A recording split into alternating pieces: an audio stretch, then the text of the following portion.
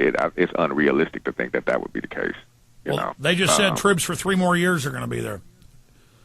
And that's really? They just said yesterday 3 more years, and of the main force of 160,000, and then a permanent force of 50,000, basically forever. I think the way that we can frame this moving forward is to look at this economic downturn, which is probably the worst in this country's history. It will be. Yep. As being the 2008, 2009, 9/11. Financial 9/11. I agree. There you go. And so when you look at it that way, and you look at, you say a traumatized mind is a susceptible mind. Like you can mold public perception and have the public be behind whatever you want them to be behind when they're traumatized. You can look at this economic violence being visited on the American people as having the same effect as 9/11. Well, again, I don't even blame Obama. He is a complete and total puppet. I'm sorry to tell folks, just like every other president since Kennedy. But he is going to end up, they're not going to be able to blame all this on Bush, even though he's a puppet as well. That's what I'm saying, Paris. They're going to set him up. The people really believe he's going to bring change and change things. It's like Bill Hicks said, they basically take the president in and show him the Sabruder film and then say any questions. And so that's my whole point, is I want people to get it out of their heads that there's going to be any change other than the fact that this guy can string a sentence together and Bush couldn't, and this guy is eloquent and has a nice smile. So it's not as insulting to have Obama because, he is slick and smart compared to Bush up there. It's kind of insulting to have this, monkey up there every day. Right. So with Obama, it's going to be a lot better. But that's it in packaging. I guess they're going to kind of dress themselves up when they rape us instead of, doing it with just no clothes on. Yeah, well, and we're both pessimists. So, I can't even say that I'm cautiously optimistic anymore. I'm just a pessimist about the whole thing. And, hopefully I'll be proven wrong, but chances are I won't be, and we'll both still be doing this a few years from now. When I can do party music and you can make comedies, then we'll all be cool. Man, actually, I would love to make weird documentaries, about subcultures and things, and I'd love to make things about nature. I'd love to make documentaries about whales. I like whales. I like Who's in there running the shows looking at me weird. Did you know that there's a whale called the bowhead whale that lives to about 250 years? I do now. I'm looking at my guy and they're looking at me like I'm a weirdo that like whales. No, man.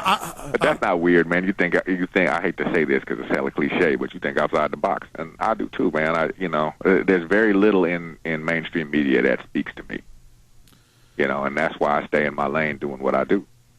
Well, the point I was making is that I have all these other thoughts and all these other dreams. Thing, but you feel like that, you don't want to waste time with any of that when there are more urgent things to discuss. Exactly. That's the point, is actually I'm sick of this, but the fire in my belly just drives me to do it because I have no future if I don't. My family has no future, and so I'm kind of mad like my life's been stolen in a way. Well, yeah, and that happens once you become enlightened. That's the truth. It's difficult to sit by and just, take what's spoon-fed to you when you know better. Exactly. That's the point that I've been making for quite a while now. When you know better, man, none of this is acceptable. Well, that's it. I would love to take 3 vacations a year and spend more time with my family. Right. And I want to. And I can't disengage because there's always 100 more stories, 100 more crimes, 1,000. It's driving me nuts. Somebody got to keep the torch burning.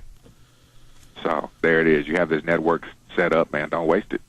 That's how I look at it. I'm now finally in the driver's seat to be able to reach people globally doing what I do in a way that is a little bit more comfortable than it's been in the past because I have this relationship with Universal where they manufacture and they distribute and everything. So, I treat it very seriously, and I treat each project as though, as though it's my last.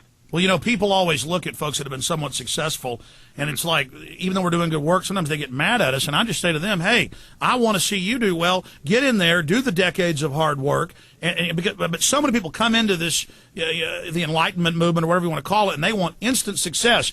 Does life work that way usually, Paris? Well, you just got to work for it like anything else.